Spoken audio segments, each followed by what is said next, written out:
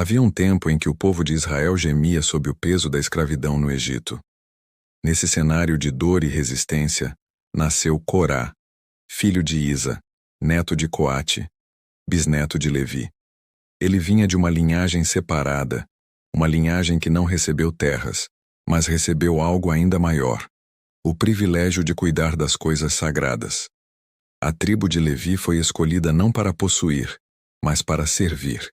E entre os levitas, os coatitas, a família de Corá, tinham a missão de transportar os utensílios mais santos do tabernáculo, objetos que representavam a própria presença de Deus entre os homens.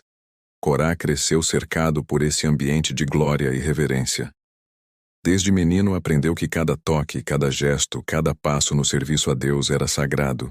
Ele ouvia as histórias de fé dos seus antepassados, das promessas feitas a Abraão, da sarça ardente que falou com Moisés, das pragas que abalaram o Egito e do dia em que o mar se abriu diante do povo.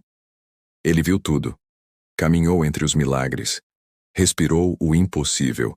E isso fazia seu coração arder com o desejo de ser parte de algo grandioso.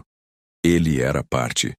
Como levita, caminhava ao lado de Moisés e Arão, sob a nuvem da glória divina. Carregava com as próprias mãos o símbolo da aliança eterna. Estava entre os poucos que literalmente sustentavam a presença de Deus. No coração de Corá havia zelo, havia reverência, e talvez, bem no fundo, um desejo de ser visto, de ser reconhecido, de ter voz entre os grandes. Sua linhagem lhe dava lugar, mas não autoridade. E talvez tenha sido aí que começou um conflito silencioso: servir com humildade ou desejar ser servido. Corá não era um homem comum. Ele via o rosto de Moisés resplandecer após falar com Deus. Ouvia Arão orar diante do altar.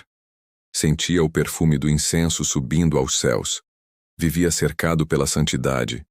Mas com o tempo, o sagrado começou a se tornar familiar demais. O que antes era privilégio passou a parecer limitação. O que antes era reverência começou a soar como rotina. O silêncio do serviço foi sendo substituído por murmúrios internos, e o coração que um dia serviu com alegria começou a se perguntar: por que não eu? Por que sempre Arão? A intimidade com o divino pode se tornar perigosa quando o coração se esquece de quem é o Senhor. Corá ainda servia, ainda carregava os utensílios sagrados com mãos cuidadosas, mas algo havia mudado. Pequenas comparações começaram a brotar. Pequenos pensamentos, quase imperceptíveis, mas persistentes. Somos todos santos, todos ouvimos a voz do Senhor. Por que apenas Arão foi separado? Essas perguntas, ao invés de levadas a Deus em oração, foram alimentadas no orgulho. E assim, o servo começou a se ver como injustiçado. A inveja, silenciosa como serpente, foi se enrolando em torno de seu coração. Não era uma inveja aberta, era disfarçada de zelo, de justiça, de igualdade. Mas no fundo, era pessoal. Não era contra Arão, era contra o lugar que Arão ocupava. E quando o orgulho encontra espaço, ele cresce. O que começou como um sussurro virou conversa. O que era conversa virou aliança. E a aliança se tornaria rebelião. Corá começou a observar outros homens que também se sentiam esquecidos. Homens de influência, líderes, príncipes das tribos.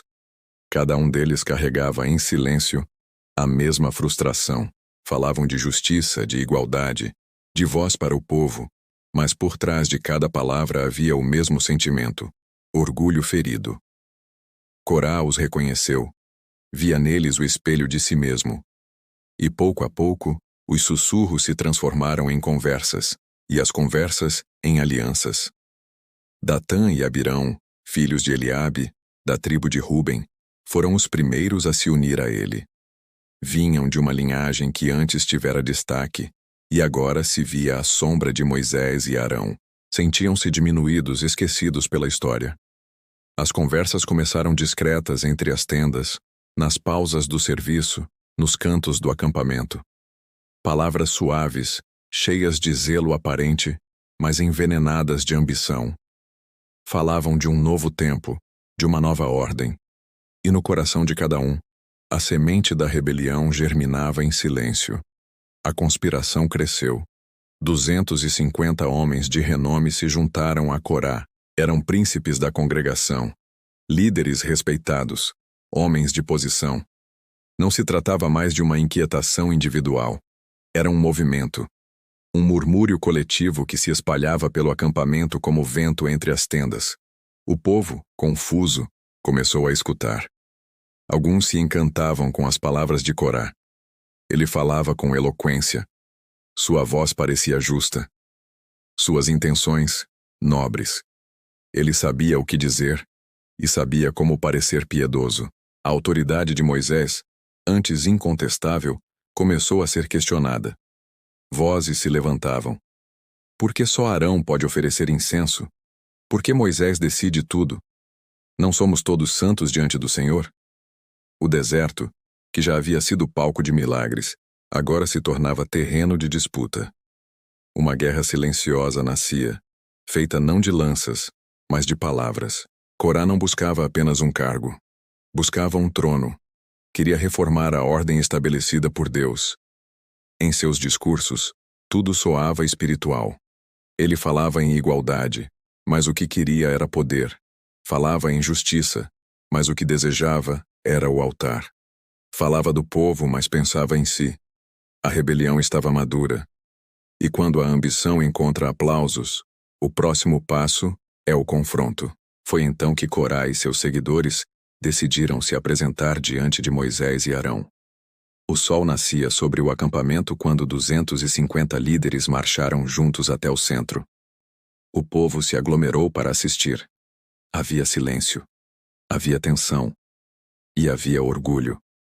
Corá deu um passo à frente. Sua voz ecoou entre as tendas. Basta. Toda a congregação é santa. Todos são separados pelo Senhor. Por que então vocês se exaltam sobre o povo de Deus? As palavras cortaram o ar como lâmina. E por um instante, pareceram certas. Pareceram nobres. Mas Moisés sabia o que se escondia por trás delas. Ele caiu com o rosto em terra. Não respondeu com ira. Não defendeu sua autoridade. Porque entendia que aquilo não era uma rebelião contra ele, mas contra o próprio Deus. Com voz triste, porém firme, Moisés propôs uma prova. No dia seguinte, cada homem deveria trazer um incensário e apresentá-lo diante do Senhor. O próprio Deus mostraria quem ele havia escolhido. Não seria uma batalha de argumentos, mas de presença. Diante da glória divina, ninguém pode fingir santidade. Corá aceitou. Talvez acreditasse que Deus confirmaria sua causa. Talvez o orgulho já tivesse cegado seu coração a ponto de confundir ambição com chamado. O povo aguardava. A tensão se espalhava entre as tribos. Naquela noite o deserto dormiu em silêncio, como se o próprio vento esperasse o julgamento que viria com o amanhecer. O amanhecer chegou, e com ele um silêncio diferente pairava sobre o acampamento. O povo despertou em expectativa, sabendo que aquele seria um dia decisivo. Corá, Datã, Abirão e os 250 homens estavam prontos. Cada um com um incensário em mãos, símbolo de adoração, agora usado como prova. Moisés estava ali também de pé, com o rosto marcado pela tristeza de quem sabe o que está por acontecer. O deserto parecia prender a respiração. O fogo foi aceso. A fumaça dos incensários começou a subir, espessa, perfumada, mas carregada de desafio. Aquele aroma que antes era sinal de devoção, agora se tornava o cheiro da presunção. Corá olhou em volta, viu o povo observando, os líderes ao seu lado, a multidão atenta. Seu olhar era firme, mas seu coração estava tomado por um orgulho que já não reconhecia limites. Ele acreditava estar certo, acreditava ser justo, acreditava que Deus confirmaria suas palavras. Moisés então se levantou e falou ao povo. Sua voz era grave, urgente, carregada de temor. Ele pediu que todos se afastassem das tendas de Corá, Datã e Abirão. Afastem-se deles. Não toquem em nada do que pertence a esses homens, para que vocês não pereçam com eles. A multidão recuou lentamente em silêncio. O ar estava pesado. O chão vibrava com algo que ainda não se via. Corá e os seus permaneceram diante de suas tendas. Suas esposas, seus filhos, seus servos. Todos estavam lá, observando. Talvez ainda esperassem que Deus se manifestasse em seu favor. Talvez acreditassem que o céu se abriria para confirmar sua causa. Mas não era o céu que iria se abrir naquele dia. A fumaça dos incensários subia como um fio entre o céu e a terra. E então, Moisés declarou diante de todos: Se esses homens morrerem de morte natural, então o Senhor não me enviou. Mas se algo novo acontecer, se a terra se abrir e os tragar vivos, saberão que foi contra o Senhor que se levantaram. As palavras mal haviam deixado seus lábios quando o som veio. Um rugido profundo, vindo das entranhas da terra. O chão começou a tremer sob os pés de Israel. As tendas balançaram, o pó se ergueu, e então, o impossível aconteceu. A terra se rasgou como se estivesse viva. Um abismo se abriu diante de Corá, Datã e Abirão. O solo engoliu suas famílias, seus bens, seus seguidores, tudo em um único instante. O povo gritou. Corria em todas as direções tomado pelo pânico. A terra vai nos engolir também, clamavam. O som dos gritos foi breve. Depois, veio o silêncio. A terra se fechou. O deserto ficou imóvel, mas o juízo ainda não havia terminado. Os 250 homens que estavam diante do tabernáculo com os incensários também foram consumidos. Um fogo saiu da presença do Senhor e os devorou onde estavam. A fumaça que antes subia em adoração agora se misturava ao cheiro do juízo. O que era culto se tornou sentença. O que era incenso agora era cinza. E o povo viu. Viu que o Deus que os libertou do Egito não era apenas libertador, mas juiz. Ninguém ousou falar. Ninguém ousou se mover. Até o vento parecia respeitar o silêncio daquele dia. A rebelião que começou com palavras terminou com a terra em silêncio. Corá, o levita que caminhava ao lado da presença de Deus, agora estava no abismo que ele mesmo cavou com o próprio orgulho. O chão havia se fechado, mas o som daquele dia continuava ecoando na alma de Israel. O povo caminhava em silêncio com o olhar baixo, carregando o peso do que presenciara. Ninguém ousava se aproximar do tabernáculo. Ninguém mais murmurava. O medo não era do deserto, nem das serpentes, mas do próprio Deus. O nome de Corá se tornou sinônimo de juízo. Um lembrete vivo de que a santidade do Senhor não pode ser desafiada impunemente. Moisés não comemorou. Arão não celebrou. Ambos permaneceram em silêncio. Não havia vitória. Havia luto. Luto por homens que escolheram o caminho errado, mesmo tendo caminhado tão perto da presença de Deus. Nos dias seguintes, o acampamento parecia outro. O som dos passos era mais lento, o ar mais pesado. O povo andava com temor. Cada tenda lembrava a ausência das que haviam sido engolidas. Cada olhar refletia a consciência de que a glória de Deus é fogo que purifica, mas também consome. Mas mesmo naquele cenário de juízo, algo permaneceu. Um detalhe quase esquecido, silencioso, mas cheio de significado. Os filhos de Corá não pereceram. Não estavam ao lado do pai quando a terra se abriu. Não participaram da rebelião. Talvez tenham escutado os apelos de Moisés. Talvez tenham sentido em seu coração que aquele não era o caminho de Deus. E escolheram parar. Escolheram obedecer. Escolheram viver. Anos se passaram. Israel entrou em Canaã, e entre os levitas, uma nova geração se levantou. E lá estavam eles, os descendentes de Corá. Não como rebeldes, mas como adoradores. Homens que transformaram o eco do abismo em cântico de reverência. Dos seus lábios nasceram salmos, orações, hinos de humildade e arrependimento. Os filhos de Corá se tornaram poetas da alma, guardiões da adoração, instrumentos vivos da graça. Eles provaram que o passado não define o futuro, que a herança do erro pode ser substituída pela fidelidade, que a rebelião de um pai não precisa ser o destino de seus filhos. E através deles, Deus mostrou mais uma vez que mesmo após o juízo, ainda há redenção, ainda há recomeço, ainda há vida. A história de Corá é mais do que um relato antigo. É um espelho, um lembrete de que não basta servir. É preciso servir com o coração certo, que não basta estar perto das coisas santas. É preciso permanecer humilde diante delas.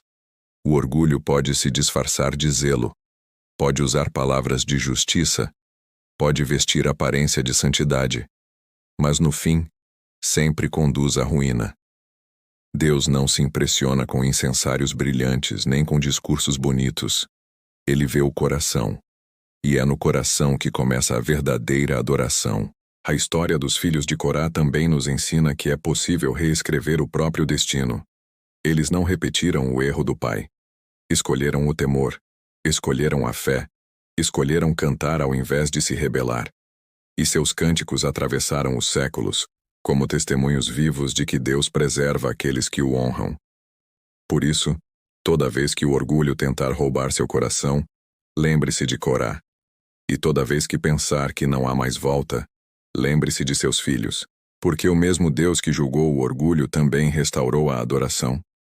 E se esta história falou com você, se tocou o seu coração e te fez refletir sobre o poder da humildade e da obediência, inscreva-se agora no canal. Isso nos ajuda a continuar compartilhando mensagens que edificam e transformam. E antes de sair, deixe aqui nos comentários de qual cidade ou país você está assistindo. Vamos ver até onde essa história está chegando e quantos corações estão sendo alcançados. Porque assim como os filhos de Corá transformaram dor em louvor, você também pode transformar o peso da vida em adoração. E descobrir que, mesmo quando a terra se abre, a graça de Deus ainda pode te levantar.